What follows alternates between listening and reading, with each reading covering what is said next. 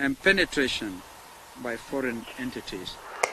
Serikali yense ya Kenya nigegenderete kubeka emirubiri yogokeania umuchando bwenchara asibaruro gochika gotia ase company echinyeke meyense kwena kyabunangwe na nere ndagera gotia se chinsemo chonsi murikyo monene Nelson Marwa nigaine kyabuna chi county echo chibwato umuchando yo nigo chia mentre goika emeronke 32 ase aganirie ababwatani au awesokia eriokorwa obokonyi bwa bene.